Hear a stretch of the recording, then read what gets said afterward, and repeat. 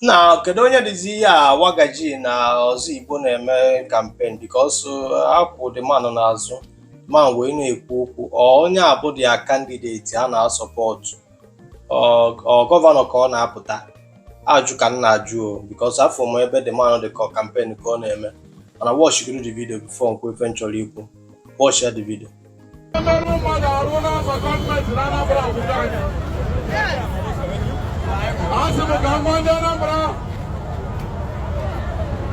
Anambra bụ anyị niile nwe ya.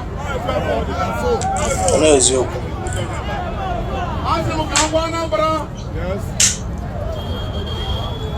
na ife gọọmenti ya eme n'obodo bụ ịfụ na enwere security, law and order. Ọ ka o mere.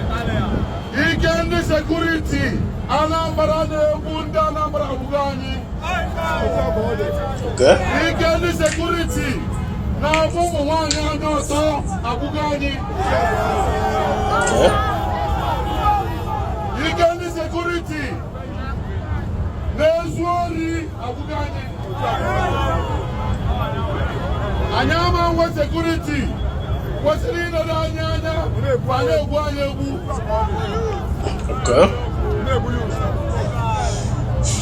Unu afụkwara imeme n'ọba ebe ndị ji egbe kwesịrị ijedo anyị na-agba nwaanyị ọtọ na-etie ife ife nso n'Anambra. Ife anyị na-ekwu bụ na ndị udo ga-achị arafụrụ anyị Anambra. Ndị na-agba nwaanyị ọtọ na-ekwu na faya na-ebu ụmụ nwaanyị anyị arafụrụ anyị Anambra. Anyị na-agba gọọmenti na-achị Anambra ka o were ego sekuriti gọọmenti etiti na-eweta nye ndị kwesịrị iledo Anambra anya. Enwe polisi, enwere ndị amị, enwere ndị DSS, enwekwara ndị vigilantes, mana nke udo ga-achị si na faya na-ekwu ụmụ nwaanyị anyị achọrọba. Ụlọ aka chọrọ udo ga-achị ka Anambra dị kịta adịrọzi anyị mma. Anyị wee sị na anyị edozi ibe na-emebi na be anyị.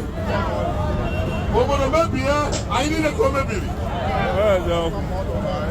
Ibe anyị na-ekwu gọọmenti mmanụ ka o si ekpọta ndị ori na ndị ama na-egbu ndị be anyị egbochi afọ azụ.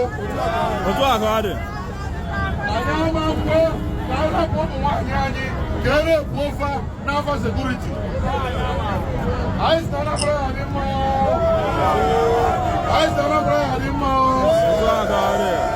Ekele m unu.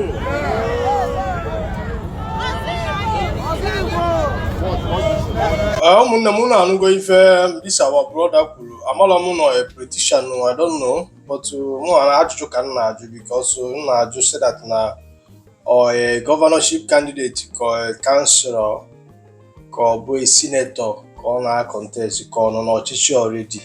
Do you understand me? Because afọ m ebe Ozoigbo na Waga ji ekwe ya n'azụ wee na-ekwu ife ọ na-ekwu, so ajụjụ ka m ji wee bịa ma gekwe m ntị mma pụtakwa na-agwakwa gị ya. Ifuru coming election a na-abịa na November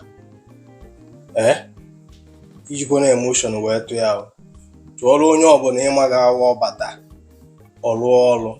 And remember na nna ahụpụta ebe a na m agwa gị any government, any governor, senator, president that cannot protect life and property, onye ahụ bụ efeli, onye afọ deserve ịnọ n'ọfịs, onye afọ enwere the capacity of leadership. Onye ọbụla na-achị ọchịchị a na-egbu ndị ọ na-achị and o nwere anything ọ na-eme dị serious to ikwenchi na a na-apa anyị ndị ọ na-achị. Onye afọ enwere gịnị leadership gịnị skill, onye anyị neediri deserve lead mụ na gị na-abụ. Do you understand what I'm saying? Ana m anụ ọkwa m na politics o nwere onye na-emere campaign, mana ana m apụta ebe agwa gị nke bụ eziokwu. N'ebe anya na the whole candidate na-apụta nke ọ bụla ifili na ya nwa ga-eme ife vote somebody ichere ka enye gị ego iwee vote somebody vote according to your conscience emesian